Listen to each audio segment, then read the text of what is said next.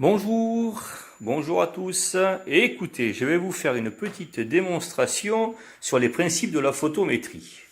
Alors, voilà, j'ai un joli système, on va dire planétaire avec une planète et une étoile. Voilà, une petite étoile bien rouge sur laquelle devant ou autour tourne une belle Jupiter bien chaude. Voilà, voyez.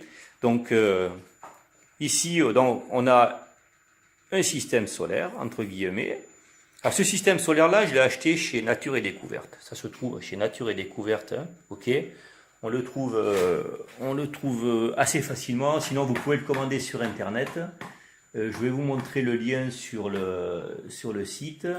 Voilà. Donc on est sur le site de Nature et Découverte. Je vais laisser comme ça parce qu'a priori ça tourne. Voilà. On trouve le système solaire chez Nature et Découverte. Voilà. Système solaire lumineux. Voilà. Donc je l'ai mis là, il est là, avec sa petite planète qui tourne autour, ok. Derrière, j'ai rajouté un petit peu de lumière, là, ici, là, c'est juste pour la démo, mais bon, c'est pas ce que ça rapporte comme lumière en plus. Mais en fin de compte, ça peut jouer un petit peu sur les niveaux, mais ça marche sans, hein. Voilà. Qu'est-ce que j'ai fait ensuite? Eh ben, j'ai fabriqué une espèce de télescope pour la démonstration, voilà. Ce que j'ai dit un espèce parce que c'est un viseur, hein, c'est un bout de viseur, c'est un bout de petites lunettes là comme ça. Et puis derrière j'ai mis un vieux boîtier de CCD qui ne fonctionne pas. J'ai enlevé tout l'intérieur et à l'intérieur j'y ai mis ce petit truc là, une photorésistance. Voilà, je vais faire net. Voilà, vous puissiez la voir. C'est une photorésistance, ça vaut rien du tout sur internet, vous en trouvez. Voilà, donc là il y a trois fils qui vont où? Eh bien ces trois fils-là, ils vont sur une petite carte Arduino qui est ici. Voilà, une petite carte Arduino. Là j'ai mis une Leonardo, mais ça peut marcher avec Uno. Voilà.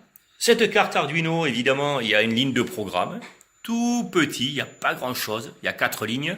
Il y a sûrement des améliorations à faire pour les échelles, mais en fin de compte, ça fonctionne très bien avec ça. Et donc voilà, on a une espèce de télescope qui pointe une étoile sur lequel, qui autour de celle-là tourne une planète.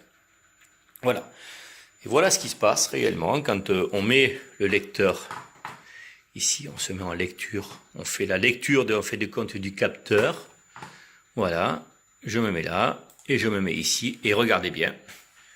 Nous avons l'étoile qui arrive, on va aller voir le premier transit, on va faire la démonstration et voilà. Ok, elle vient de passer. Voilà, je vous me remets derrière comme ça. Et on va faire une perspective pour voir si on peut avoir l'écran en même temps et tout ça, mais je crois pas. Mais on va la voir passer. Je refais la démonstration. Là, je suis pas caméraman, moi je vous le dis, hein. Voilà. La planète arrive, je me mets sur la courbe. Voilà. Donc il y a des arrangements d'échelle à faire ici, là, mais voilà, la planète va passer devant dans pas longtemps. Et voilà. Voilà, je reviens et vous voyez que la planète elle vient de passer. Il n'y a pas de trucage, c'est fait. Voilà, en fin de compte, un petit montage qui coûte vraiment pas cher, qui un peu de bricolage, un peu de ceci, un peu de cela, hein.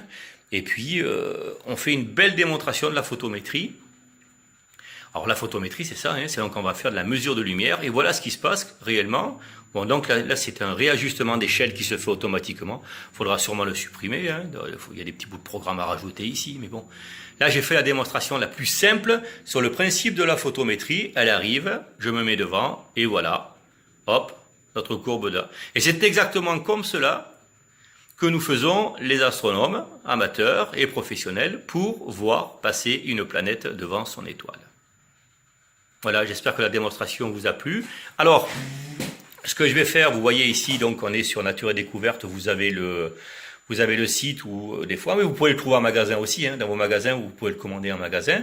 Vous pouvez trouver aussi donc ce petit boîtier là, ici, ce petit boîtier, c'est tout petit, avec la photorésistance, ça vous joue, ça moins d'1 € sur Internet. Et puis, alors ce que je ferai, je vais le mettre à disposition, je vais mettre tout ça à disposition, les explications, le schéma et tout ça. Je vous les mettrai sur mon site qui s'appelle Woogie Astro. C'est vrai que je ne le mets pas beaucoup à jour, mais il est spécialisé sur le transit d'exoplanètes. Et je vous le mettrai dans téléchargement, il y aura un dossier ici, rajouté ici en dessous, qui vous servira à télécharger le mode de fabrication. Voilà. En vous remerciant, on va voir le futur transit. Je me remets, alors là, quelques difficultés à faire passer la souris d'un écran à l'autre.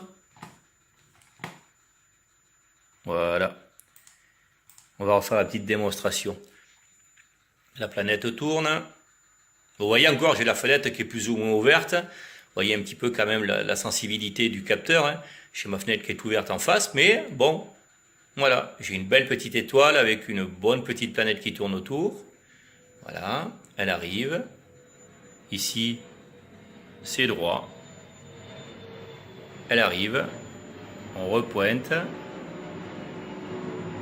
Je suis sûr qu'il y a des petites modifications sur les échelles ici, mais c'est pas grand chose. Et voilà un transit d'exoplanète. Bon, évidemment, hein, comme elle tourne vite là, eh ben, le transit dure assez rapidement entre guillemets, mais bon, la démonstration est faite. Si elle mettait 10, 20, 30, 40 secondes, eh ben, on aurait une plus jolie courbe. Mais là, c'est vraiment la démonstration est suffisante. Voilà, je vous remercie.